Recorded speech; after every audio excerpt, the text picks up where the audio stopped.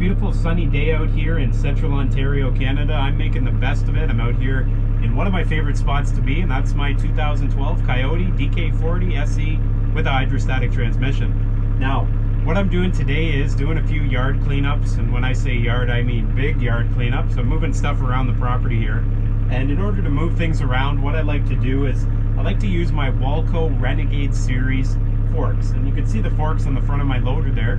The forks are really great because I try to palletize everything I own nearly, so that I don't have to manually move it with my hands. I can put it onto a pallet or put it into an IBC cage and then move it with the tractor. Why work harder than you have to, right? Well, I've learned somewhat of a hard way how to pick up things effectively with the forks. I want to share that tip with you today. What the tip is going to help you guys do is stop you from breaking pallets.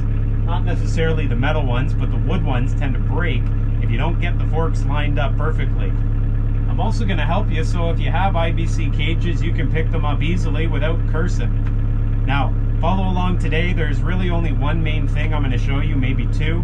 Other than that, it's pretty much just practice makes perfect. So come along today, let's get some work done, and glad you guys are all here. Alright guys, so what I'm going to show you is basically how you can slide your forks into that IBC cage or pallet without damaging them. Now, as you can see here, I'm where I would normally be seated, right in the tractor, and if you look up approximately 8 feet in front of you, you see the forks, or at least the back of the forks. You can't see much else. To be honest, I can't even see the two tines that come out. If I tilt the loader up, oh, there they are. But when I have it down to the position where I'm going to use them, I can't really see them. So the first tip for you is to make sure you can see them. I'm going to be honest with you, for me to get a good glimpse of those forks, I have to actually stand up a little bit, maybe lean to the left, lean to the right, in order to get a good view of those. If you don't have a good view of those, you don't know where they're going, and you're going to break something. Second, down here on the loader stick, what you see here is a loader with all kinds of functionality. The most important thing is that one right there. See that? Float. When you're getting ready to slide the forks into a pallet, I found the float mechanism or the float function on your loader really helps you so that you don't jam it into the earth or jam it into the pallet. So what I tend to do when I'm getting close, first and foremost, let's rev her up. Put her into gear. When I'm getting close, what I do is I set the top. If you see what I'm pointing at, I'm pointing at the level indicator for the forks or for the bucket. I want the forks to be leaned up just a little bit so that when it's in the float mode, it can ride along the ground without that tip of that fork jamming into thing and stopping or breaking it. So once we're lined up fairly close, and you guys are seeing exactly what I'm seeing, I have to sort of stand up here.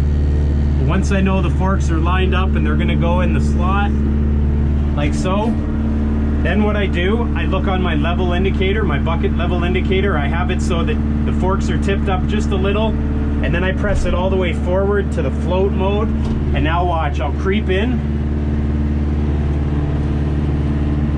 And see right there, I crept in, but I bumped it and it moved. Well, that just shows me I probably don't have my forks up enough. And so you're going to learn this as you go, how far to have your forks tipped up.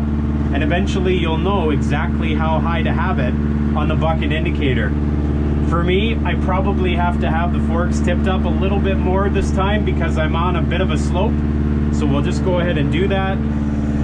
Lift it up just a little bit more. And then we still have it on float mode.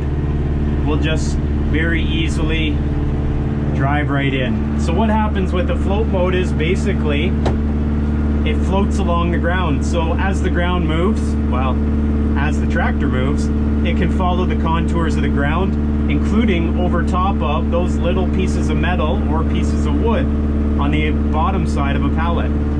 Now that I have my pallet positioned with my forks directly where they should be, I can just bring them back up to where I need it to be.